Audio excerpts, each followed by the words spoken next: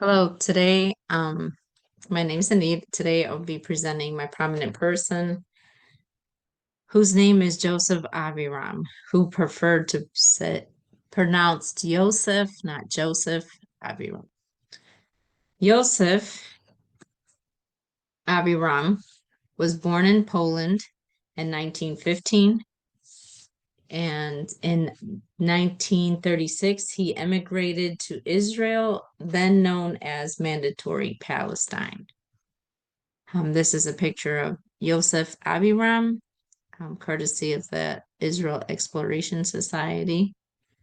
Um, when he immigrated, he went to the Terbut Hebrew Teachers Seminary in Bolinia in 1936. He also subsequently furthered his studies at the in Bible and Hebrew literature at the Hebrew University of Jerusalem. His work and contribution to archaeology. In 1940, he became the secretary of what was to become Israel Exploration Society. With, I believe the co-founder was Yigal Yadin. Um, uh, the foundation was found 3 years before Aviram was born. And he has been affiliated with this organization for over 76 years.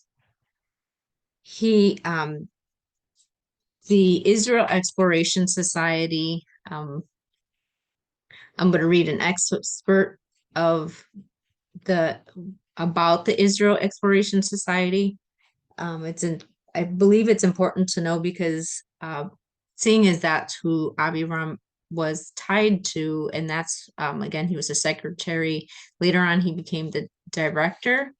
But to know what a little bit of history of the Exploration Society and what they do. In 1940, a group of Jewish intellectuals founded the Society for the Reclamation of Antiquities, now known as the Israel Exploration Society. Its purpose was to further historical and geographical and archaeological research concerning the land of Israel. The Society's activities were disrupted by the outbreak of World War I, but resumed in 1920, when it became known as the Jewish Palestine Exploration Society.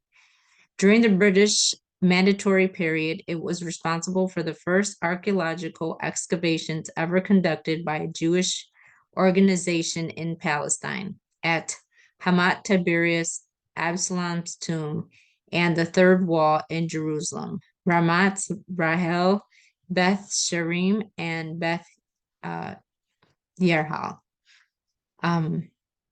Following Israel's War of Independence, the IES received its first excavation permit issued by the Israeli government, allowing it to excavate at Tel Kesili.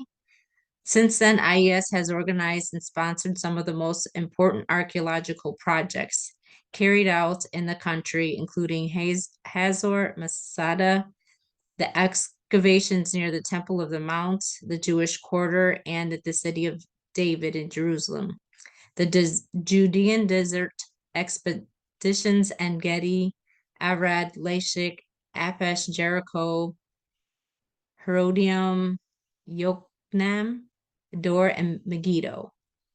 The Israel Exploration Society plays a key role in archaeological research covering all periods, from prehistoric times to the Ottoman period. It coordinates much of the multi-institutional archaeological research carried out by both Israel and foreign archaeological expeditions in Israel. Major activities undertaken by the IES includes organization excavations, enlisting financial support for archaeological projects, publishing excavation reports and liaison, and cooperating with Israeli foreign institutions in the field of publication and a collective effort to promote and cause of archaeology. Another facet of IES is activity is the dissemination of knowledge gained from the exploration of Israel to the general public in Israel and abroad. That's just a bit. There's more that they do, but I felt that was important to again share. Um, Yosef Aviram was associated with notable archaeologists such as Yagdel Yadin, Nehman, Avigad, Johan, Arian, and Pesach Baradan. All made notable discoveries. Yedin was at Qumran, and one of the artifacts found was Bar Kochba.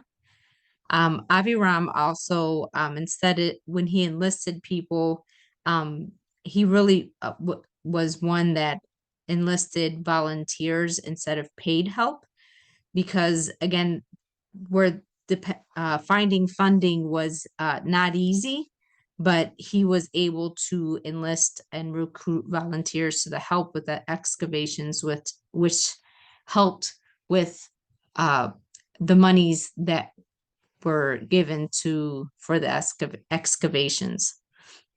Again, because of his tie to IES, the Israel Exploration Society, he helped with those excavations at Hazor, En Gedi, and Masada.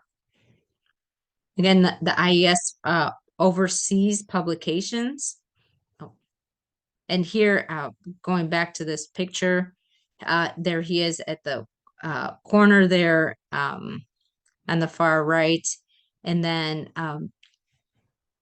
with Professor Benjamin Mazar, and then the Prime Minister Yegdad Yadin, which is here in the corner with a red tie, I believe.